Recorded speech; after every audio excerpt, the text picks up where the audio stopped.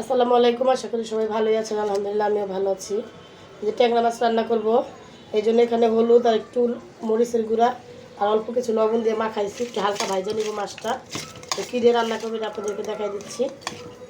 তো ফ্রাই প্যানটা বসায় রাখছিলাম, গরম হয়েছে, তো অল্প পরিমাণ মতো তেলটা দিয়ে দিই। এই জন্য তেলটা গরম হয়েছে, কারণ যেহেতু আগে থেকে ফ্রাই প্যানটা এই যে বসায় রাখছিলাম, তো মাছগুলো সম্পূর্ণ যে দিয়ে দিতেছি। হাত খুব বেশি ভাজবো না, হালকা ভাজবো, এই জন্য চুলটাই দিই। বেশি ভাজলে মাছটা শক্ত হয়ে যাবে, কারণ ট্যাংরা মাছ তো। যেহেতু বেশি ভাজবো না, তো এখন উঠায় ফেলতেছি সবগুলা মাছ। এখন যে একটা বাটিতে উঠায় রাখতেছি। ওই তেলটা আছে, তেলের মধ্যে যে পরিমাণ মতো পেঁয়াজ আর 2-3টা কাঁচামরিচ দিলাম, যেহেতু কাঁচামরিচ বাটা নাই এই জন্য। এই যে লবণ দিয়ে দিলাম, লাগলে আমি পরে দিব। আমি কিন্তু যে অন্যদের মতো লবণ হোক আর না হোক, মানে অনেক মজা হয়েছে সেই বলতে পারবো না। এই যে এক চামচের মতো দিয়ে দিলাম রসুন বাটা, আর এই যে 1 চামচ দিয়ে দিলাম জিরা বাটা। এই হাজিগিরি করে সারা জীবন মনে করেন যে মানুষের সাথে ভালো আচরণ, ভালো ব্যবহার করলাম, আর বাসটাও ভালো করেই খাইছি। এখন একটু ভাজা ভাজা হোক।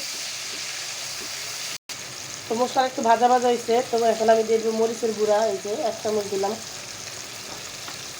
আর 1 চামচ দিয়ে দিব, 1 চামচের কমই এই যে দিয়ে দিলাম হলুদের গুঁড়া। অল্প একটু পানি দিব। এই যে মশলা একটু কষানো হোক। মশলাটা কষানো হয়েছে, তো আমি যে এখানে আগে থেকে যে পালং শাকগুলো বাইসা ধুয়ে রেডি করে রাখছিলাম। ভিডিও লম্বা হবে দেখে জন্য আমরা আপনাদেরকে সম্পূর্ণ ভিডিও দেখাইলাম না। এই যেটা এখন এই শাক দিয়ে ট্যাংরা মাছ দিয়ে রান্না করবো। এই শীতের সবজিটা কিন্তু আমি প্রায় রান্না করি, কারণ এই শাকটা রান্না করলে আমার কাছে ভালোই লাগে, আমরা সবাই পছন্দ করি। তো শাকটা একটু মজুক রেখে দিই। এই যে শাকটা এখন আমি উল্টাই দিই, এই যে অনেকটাই কিন্তু কমে গেছে। আর আমাদের বাসার সাইডে একটা হসপিটাল আছে, ওইখানে তো এই ছাত্ররা বা ওই ভাইয়েরা খালি সারাদিনই মাইকিং করতেই থাকে। ওইটাই আসে রাত দিন 24 ঘন্টায়, মনে হয় যে কে চাকরির জন্য খালি জানি না। এখন এই আমার ভিডিওর মধ্যে এই আওয়াজটা চলে আসে। আর যেহেতু রাস্তার সাথে বাসা, মানে যখনই বয়স দিতে যাই বা যাই করতে যাই এই সাউন্ড আইসা পড়ে। এই জন্য আমি রান্নার সময় একবার এই বয়সটা দিই, যেরকম শব্দ আমার কাছে ভালো লাগে, এই জন্য আমি এরকম করেই দিই। এই যে শাকটা একটু মজা আসছে, আমি এখন মাছগুলো দিয়ে দিব।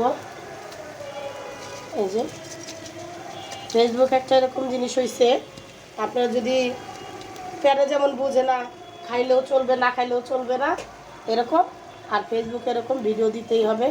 শরীর সুস্থ অসুস্থ এটা বলাও যাবে না।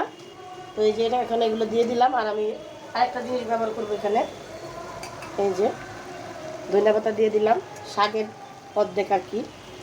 এটা দিলে খুবই একটা ঘ্রাণ সুন্দর আসে। তো এখন এই যে এটা একটু মিশাই নিব, অল্প একটু পানি দিব। দেখি শাক তো সিদ্ধ হয়ে গেছে, মাছ তো ভাইজা নিছে, আর একটু মাছটা সিদ্ধ হওয়ার জন্য এই যে অল্প একটু পানি দিলাম, কারণ মাছটা তো সিদ্ধ হইতে হবে। শাকটা তো হয়ে গেছে, আর একটু হবে, আর মাছটাও হোক। এই যে এখন আমি ঢাইকা দিলাম।